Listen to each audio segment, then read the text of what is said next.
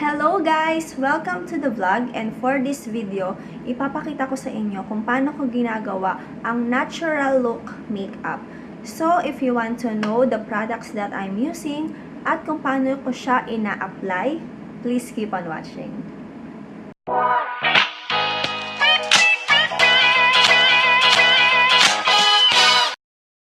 Ayan guys, so start na tayo. So, na-prep ko na yung skin ko ng Skin Potions Bubbles na toner. Hada Labo Hydrating Lotion. Yan, ito mabibili to sa Watsons. Okay, ayaw niya mag-focus. Tapos, Skin Potions Tomato Serum. Next, nilagyan ko rin siya ng Fresh Skin Lab Lifting Eye Gel. So, first step, gagamit tayo ng Maybelline Super BB Ultra Cover SPF 50++++++++++. Kung ano na sinasabi ko. Ito yung pink siya. So, pag ordinary days, hindi na ako masyado nag-foundation kasi ayoko mabigatan yung balat ko. So, gagamit tayo ng damp sponge. Itong sponge ay AOA lang to. Nasa 100 pesos lang to, pero maganda talaga siya. Tapos, damp lang para talagang natural look. So, yan siya.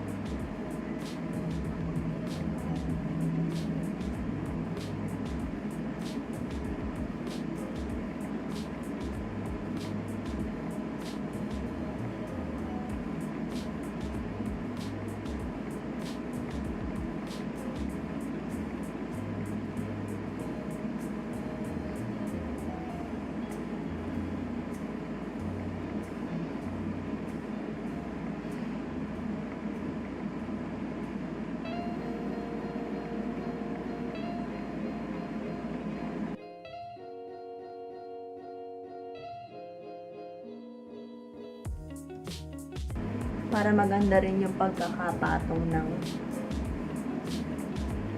lipstick.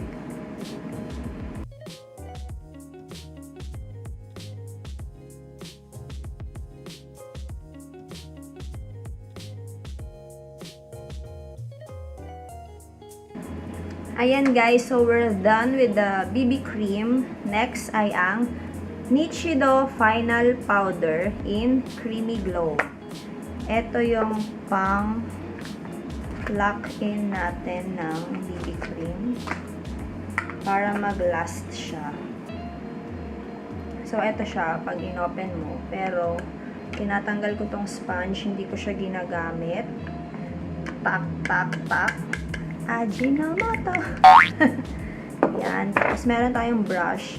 Yung brush ko, ito ay yung mine sa Watsons. Large powder brush.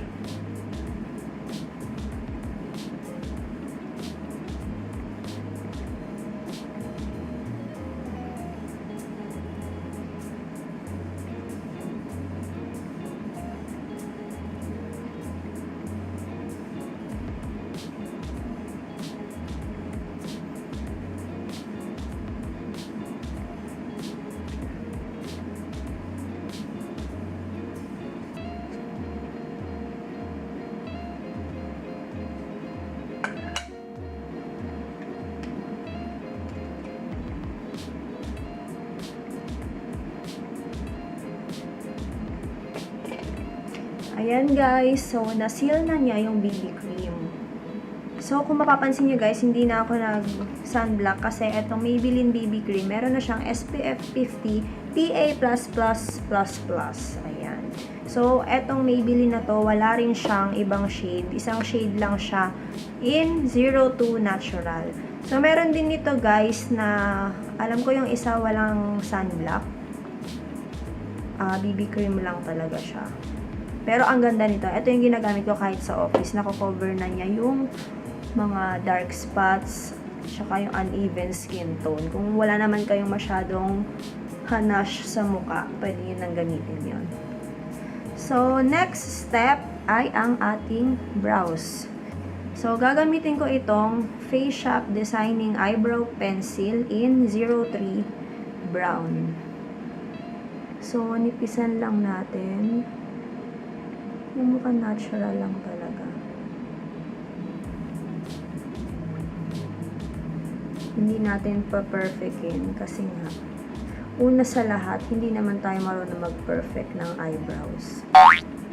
Pangalawa, no makeup look lang ito.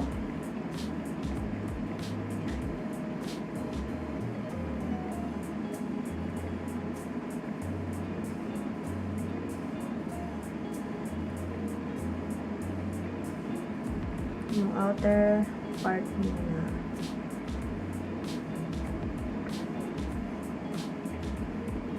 Yan. Tapos, i-brush na lang natin siya.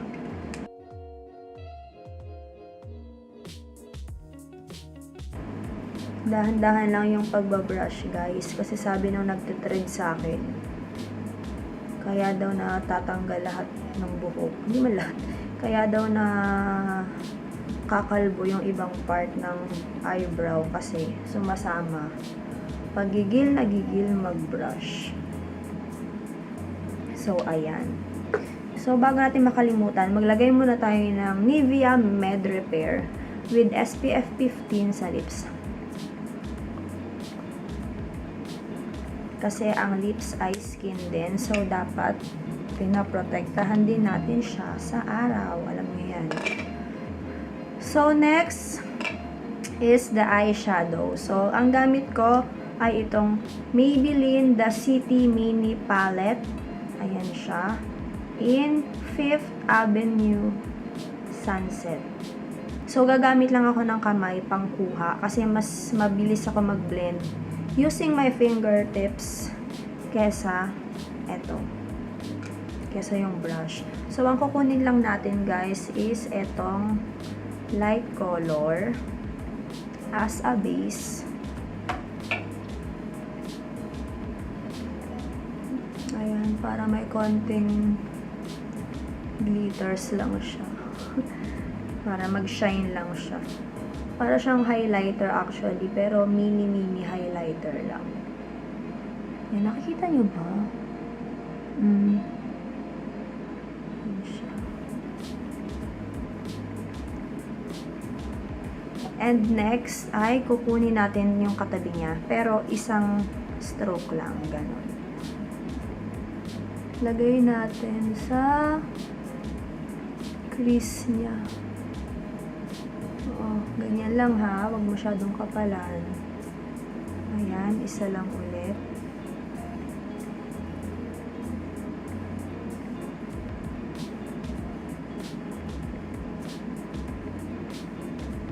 Pantay na, yan. Wag kapalan guys, kasi natural nga lang ito. Makinig kayo ha. So, next naman ay ang ating eyeliner. So, etong gagamitin natin ay ang Real Lasting Eyeliner 24-hour 1-day tattoo from K Palette. So, guys, super nipis lang kasi natural na.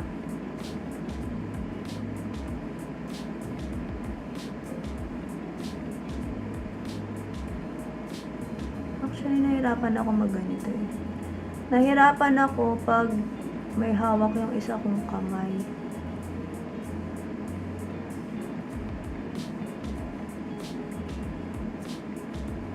Ayan, kumapal na guys. Sabi ko, natural lang. Basta kung kaya nyong as thinner. Ayan, hirap. Yan, ganyan. So, yung pinakamanipis, yun lang yung gawin nyo guys. Yung kung anong pinakamanipis na kaya nyo.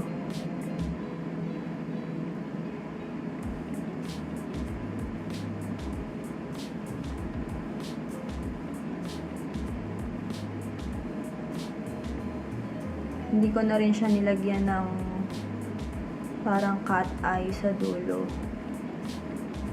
Para hindi tayo magmukhang suplada.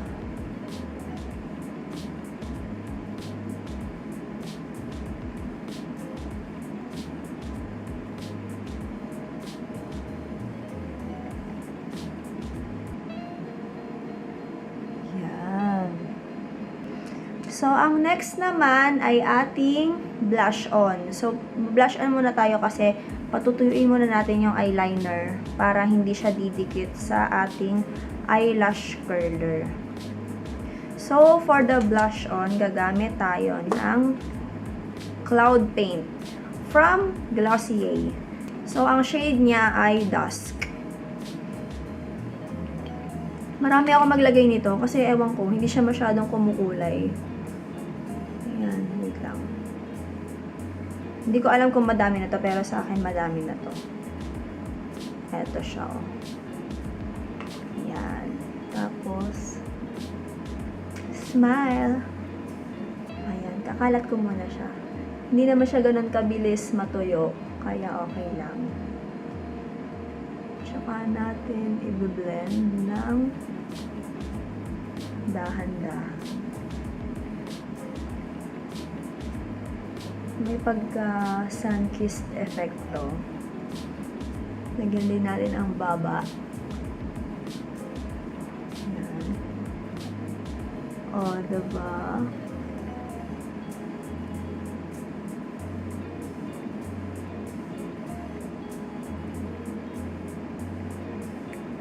Okay, so we're done with the blush. Next ay ang ating lips. So, for the lips, gagamit tayo ng Peripera, ano ba to? Peripera Ink Velvet in the shade 6, Celeb Deep Rose. So, kuha lang tayo ng very light. Ayan. At ilagay natin sa inner part ng lips.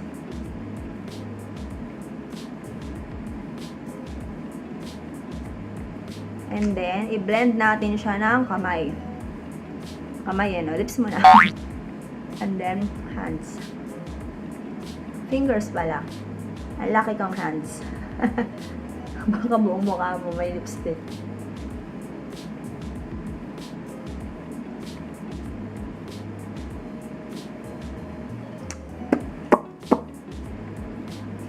So, next naman ay ang ating eyelash curler. So, gagamit tayo ng Shui Mura eyelash curler. So, gagamit tayo nito para maging alive ang ating pilik mata.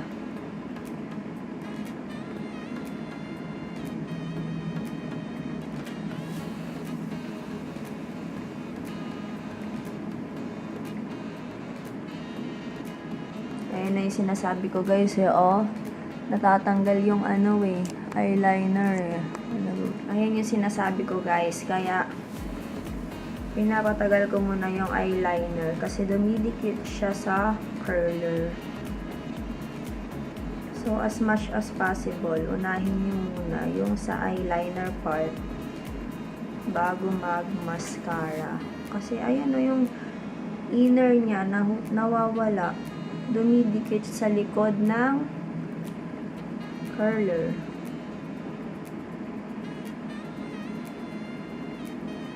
Yan. Tapos yung dulong part, kung kaya nyong i-curl din. Hindi yung isang side lang yung kine-curl. Yan. And then, for the last step na to guys, mabilis ang pangyayari. Gagamit tayo ng Heroin Make Long and Curl Mascara. Super waterproof siya. Yan. Hindi ganun kakapal guys kasi matagal to tanggalin. Yun lang. Ganun lang guys ha. Kung Heroin Make yung gagamitin nyo kasi pang forever to.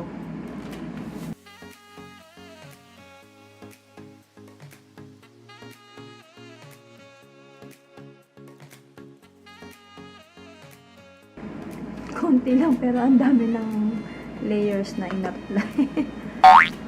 So, next natin guys ay ayusin natin yung eyeliner natin kasi nga sumama siya sa curler.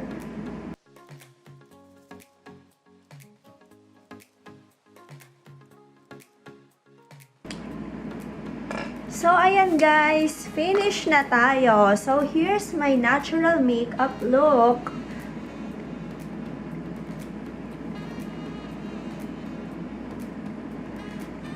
Aura Bells. So, ayan. Alam nyo guys, ito rin yung ginagamit ko sa office every day. Ang difference lang ay mas kinakapalan ko yung eyeshadow. Pero ito rin siya. So, that's it for today. Thank you for watching and I hope na na-enjoy nyo itong video na ito.